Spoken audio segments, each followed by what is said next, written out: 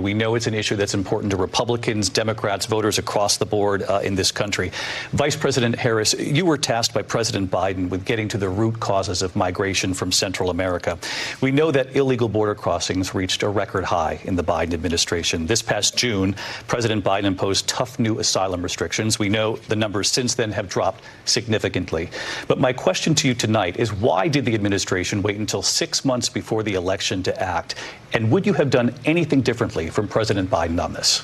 So I'm the only person on this stage who has prosecuted transnational criminal organizations for the trafficking of guns, drugs, and human beings. And let me say that the United States Congress, including some of the most conservative members of the United States Senate, came up with a border security bill which I supported. And that bill would have put 1,500 more border agents on the border to help those folks who are working there right now overtime trying to do their job. It would have allowed us to stem the flow of fentanyl coming into the United States. I know there are so many families watching tonight who have been personally affected by the surge of fentanyl in our country. That bill would have put more resources to allow us to prosecute transnational criminal organizations for trafficking in guns, drugs, and human beings. But you know what happened to that bill?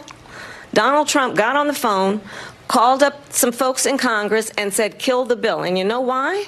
Because he'd prefer to run on a problem instead of fixing a problem. And understand, this comes at a time where the people of our country actually need a leader who engages in solutions, who actually addresses the problems at hand. But what we have in the former president is someone who would prefer to run on a problem instead of fixing a problem. And I'll tell you something, he's going to talk about immigration a lot tonight, even when it's not the subject that is being raised. And I'm going to actually do something really unusual, and I'm going to invite you to attend one of Donald Trump's rallies, because it's a really interesting thing to watch. You will see during the course of his rallies, he talks about fictional characters like Hannibal Lecter. He will talk about windmills cause cancer. And what you will also notice is that people start leaving his rallies early out of exhaustion and boredom. And I will tell you, the one thing you will not hear him talk about is you. You will not hear him talk about your needs, your dreams, and your desires. And I'll tell you, I believe you deserve a president who actually puts you first, and I pledge to you that I will. Vice President Harris, thank you. President Trump, on that point, I want to get your response. Well, I would like to respond. Let me just ask, though, why did you try to kill that bill, and successfully so, that would have put thousands of additional agents and officers on the border? First, let me respond as to the rallies. She said people start leaving. People don't go to her rallies. There's no reason to go. And the people that do go, she's bussing them in and paying them to be there, and then showing them in a different light.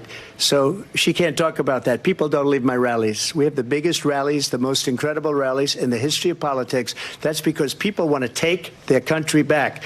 Our country is being lost. We're a failing nation. And it happened 3.5 years ago.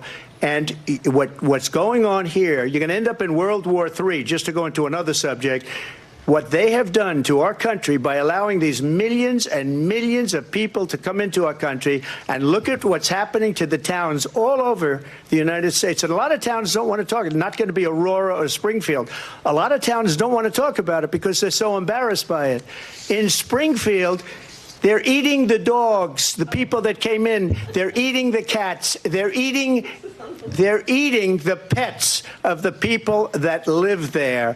And this is what's happening in our country, and it's a shame. As far as rallies are concerned, as far as the reason they go is they like what I say. They want to bring our country back. They want to make America great again. It's a very simple phrase, make America great again.